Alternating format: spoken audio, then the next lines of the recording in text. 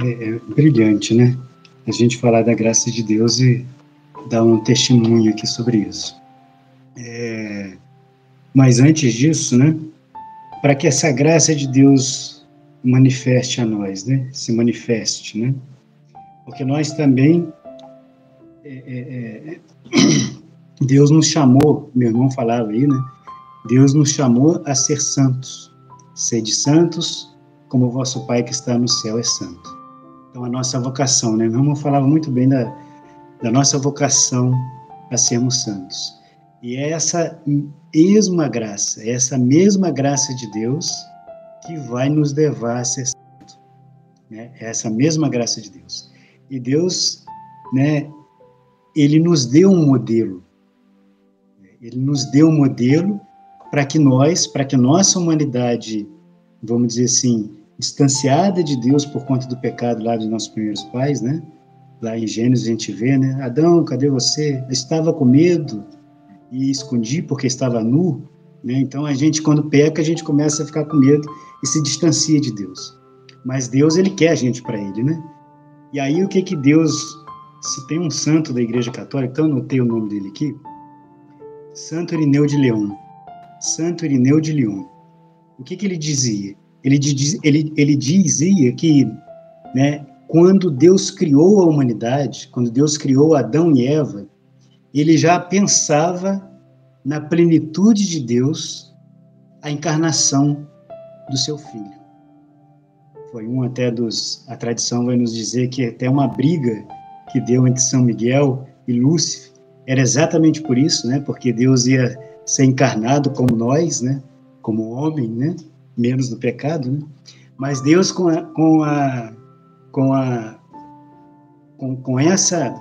esse pensamento, né? Ele já nos deu o quê? Na realidade, ele já criou a gente com vistas do quê? Porque Jesus Cristo, o Filho de Deus, ia participar também dessa humanidade. E aí por isso que lá em Gênesis tem, né? Deus criou o homem à sua imagem e semelhança. A sua imagem e semelhança. E aí o próprio Jesus, né, o Filho de Deus encarnado, ele vai dizer para a gente no Evangelho de João, eu anotei aqui, né, para mim, ele vai dizer o seguinte, né, o quão importante é a graça de Deus, o quão importante a graça de Deus nos une a Jesus Cristo e, consequentemente, nos une ao Pai, nos une a Deus, né? Ele diz para a gente assim, quem aceita os meus mandamentos e obedece a eles, esse é que me ama. E quem me ama será amado por meu Pai. Veja agora. Eu também o amarei e me manifestarei a ele. Eu também o amarei e me manifestarei a ele. Quer dizer, Jesus, né, se a gente observar, né, se a gente amar Jesus, né, primeiramente, se nós amarmos Jesus, nós vamos fazer o quê? A vontade de Jesus. E essa vontade de Jesus é a vontade do Pai. Jesus também fala isso em João, no Evangelho de São João, no capítulo 4, no versículo 34. É a passagem da Samaritana, no versículo 34 ele diz, o meu alimento é fazer a vontade daquele que me enviou. O meu alimento é fazer a vontade daquele que me enviou. E o meu irmão dizia que tudo que a gente fizer, tudo que a gente faz, é graça de Deus. E o alimento de Jesus é fazer a vontade de Deus, esse também deve ser o nosso alimento. Fazer a vontade de Deus. E na carta aos Hebreus ainda fala mais um pouquinho, né? Que Jesus ele veio com prazer fazer a vontade de Deus. Então ele se sente feliz. Ele se sente feliz em fazer a vontade de Deus. Né? E voltando aqui para São João, o alimento, né? O alimento é o quê? A gente só vive, né, vamos dizer assim, no mundo material, eu preciso me alimentar para viver. E quando Jesus fala o alimento é fazer a vontade de Deus, ele vive para fazer a vontade de Deus. E essa também deve ser a nossa vontade. E essa também, né, deve ser o motivo pelo qual nós vivemos, fazer a vontade de Deus.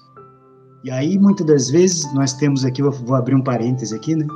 Nós somos, né, pai de família, a gente tem nossos trabalhos, e muita gente hoje em dia vai para o trabalho achando que é para fazer a vontade do empresário, achando que é para fazer a vontade do chefe, né? E na realidade não. O seu trabalho, você vai se santificar pelo seu trabalho. É no seu trabalho, você faz a vontade de Deus no seu trabalho.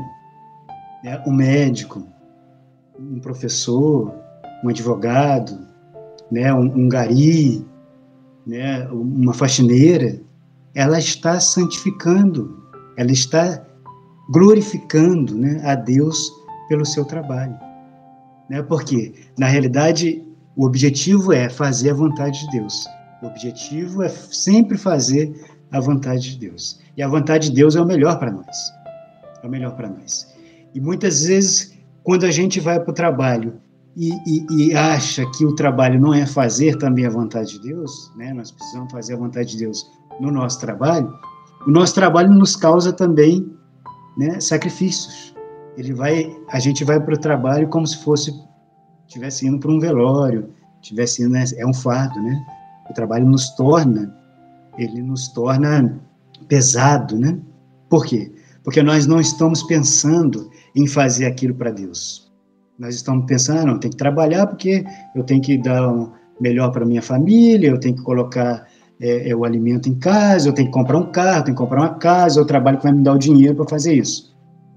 Tá, ele pode até dar isso daí para você, mas nós não podemos nunca nos esquecer que é a vontade de Deus, né? O trabalho. O trabalho, a gente se santifica pelo trabalho, né? Pelo suor do nosso trabalho, nós vamos sustentar a nossa família, nós vamos, né? E além disso, quando você faz um trabalho, né, não importa a sua profissão, não importa, pode ser o menor trabalho que for, nós estamos em uma comunidade, né? Nós somos todos nós fazemos parte, né, da sociedade. E quando você faz um trabalho, você está fazendo uma obra de caridade para aquele irmão, às vezes meio que indiretamente, você faz uma obra de caridade. Sempre, todo trabalho é uma obra de caridade. O médico que vai fazer seu trabalho, vai salvar a vida, é uma obra de caridade. O advogado que vai defender, né, pode até, às vezes, defender um criminoso ali, para ele pegar menos pena, não estou dizendo para inocentá-lo, mas, né, para ver se o processo saiu totalmente de acordo com a lei e tal, ele está fazendo uma caridade. E a caridade vem de Deus. Então, é assim, a gente precisa, o nosso alimento neste mundo é fazer a vontade de Deus sempre. Sempre fazer a vontade de Deus. Sempre, sempre, sempre. No nosso trabalho, nas nossas relações pessoais, na nossa família, né, na igreja, em tudo, em todos os lugares. Em todos os lugares. E isso só é possível com a graça. Isso só é possível com a graça. E aí, então, outro ponto que eu gostaria, né, nesse mesmo papo, nessa mesma linha, dizer para vocês é o seguinte, porque às vezes a gente leu aqui, né, eu li aqui para vocês, quem aceita os meus mandamentos e obedece a eles, esse é que me ama. Então aqui a gente vê que o amor, né, não é uma questão sentimental. O amor é uma questão de adesão. O amor é uma questão de acolhimento. Né? O amor vai nos levar a acolher. Né? E o amor, como a gente está falando de graça, também vem da graça de Deus. Né? Qualquer coisa, qualquer ato de caridade que a gente for fazer, é a graça de Deus que vai nos sustentar. E quando ele fala para aceitar os mandamentos, não é para ele se vangloriar, não é para Deus se vangloriar, não é para, não, eles vão ter que me obedecer, né? Não é para capricho, vamos dizer assim, de Deus. Né? Quando ele fala para aceitar os mandamentos, né, é porque é a melhor coisa que tem para nós. a gente tem que sempre pegar a referência, o Filho de Deus, Jesus Cristo, porque ele é de natureza humana e de natureza divina. A natureza humana dele é perfeita. Ela liga o humano com Deus. E ele veio, ele se encarnou, e ele está presente no meio de nós exatamente para isso. Por isso que a graça é tão importante para a nossa justificação. Nós somos justificados pela graça. E aí, a obediência aos mandamentos não é para a gente fazer um capricho de Deus, não é porque Deus quer ser um tirano ali, vai ter que me obedecer, porque senão eu vou fazer. Né? Não é isso. É porque Deus nos quer felizes. Deus nos quer felizes e junto deles. Eu fiz esse pequeno parênteses, né, para a gente entender que quando a gente está em estado de graça, nós estamos unidos a Jesus. Nós estamos unidos a Jesus. Isso aqui é a coisa mais maravilhosa que é, estar unidos a Jesus. Ele fala, né? Nós acabamos de ver. Eu também o amarei e me manifestarei a ele. Isso, gente, isso é... Você imagina Jesus fazendo parte de nós, fazendo parte, correndo no nosso sangue, né? Isso é maravilhoso, isso é graça de Deus para nós.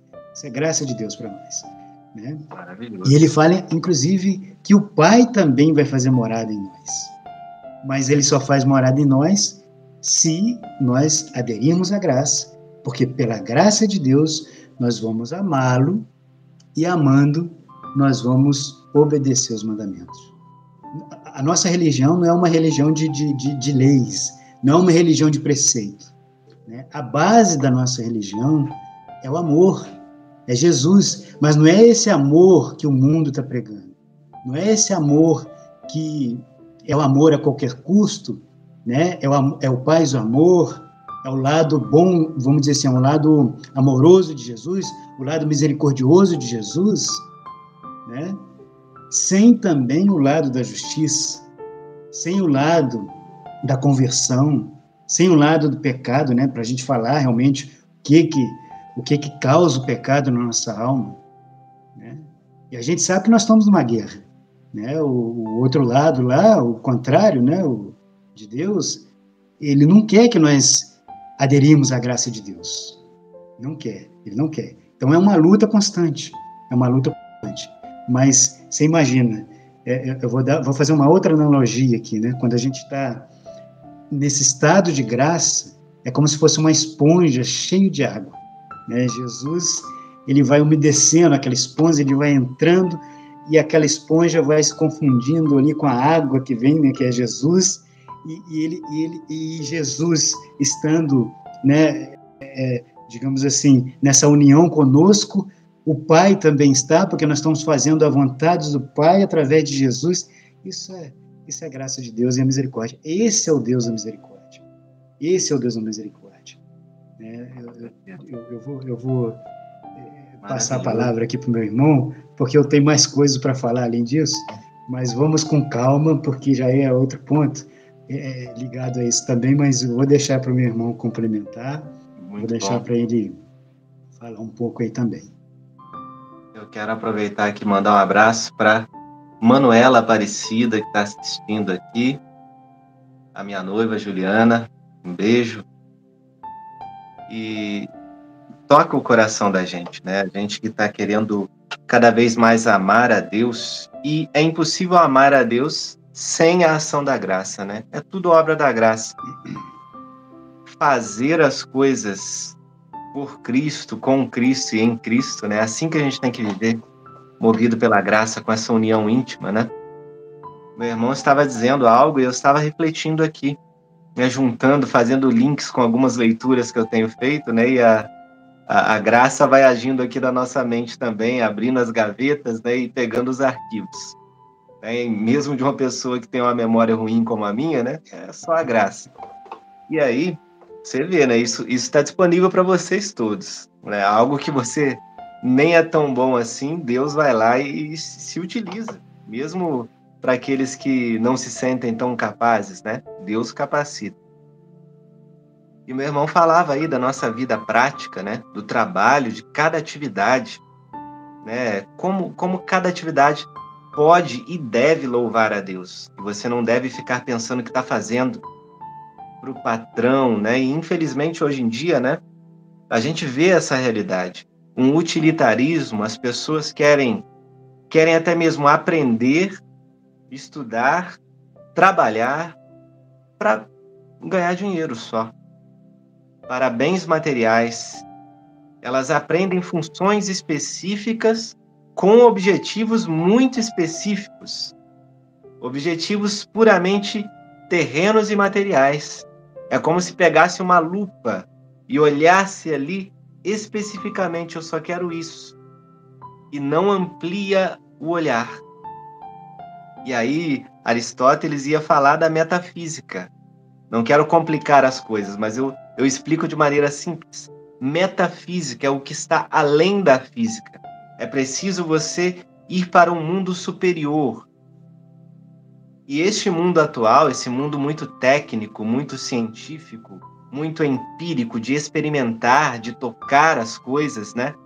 De ser específico demais, vai fechando o olhar das pessoas, vai fechando a mente das pessoas nas atividades técnicas. E aí se torna uma rotina de vida, de trabalho, de cuidar dos filhos e de obrigações. Quem não consegue enxergar além disso, fica preso na física e não vai para a metafísica. Quem sai dessa bolha, né, que esse mundo atual meio que fecha os nossos olhos para o que é transcendente, né? Quem sai dessa bolha, movido pela graça, invariavelmente já começa a ter contato, um contato mais direto com Deus. Você passa a servir a Deus. Você trabalha com Deus para Deus. Você suporta uma pessoa difícil com Deus para Deus, pela graça de Deus. Né? É agir movido pela graça. É preciso ampliar o olhar. Né? Diante dos problemas, a gente vê problemas políticos, problemas ideológicos, quantas coisas complicadas para quem quer ser católico no mundo de hoje. Né? Não vou entrar em detalhes, porque eu não quero ser exatamente específico. É isso que a gente tem que fugir. Né? Não ficar preso no detalhe, mas dar um passo atrás, ampliar a visão e enxergar pela graça de Deus. Ele é o autor e dono de todas as coisas. Ele não perdeu o controle da história. Ele não perdeu o controle da sua vida. Você que está assistindo essa live, né? Que às vezes pode ter medo, pode ter ansiedade, dor, passa por momentos de desilusão, né? Mas nem tudo está perdido.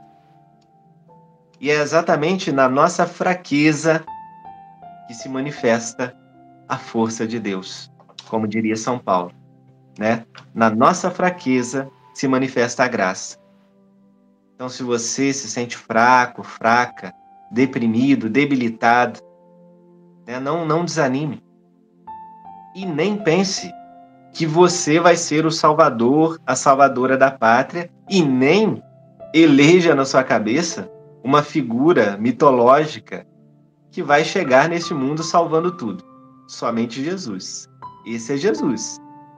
Se você está pensando em alguém fora dele para resolver todos esses problemas do mundo, você já não está seguindo a doutrina católica. Só Jesus salva. Somente pela graça, mediante a nossa fé, que ela é como um cordão que nos liga à graça. Através da nossa fé, exercitada numa vida de oração diária, a gente vai ter contato com essa graça. E realmente, a graça é capaz de transformar vidas.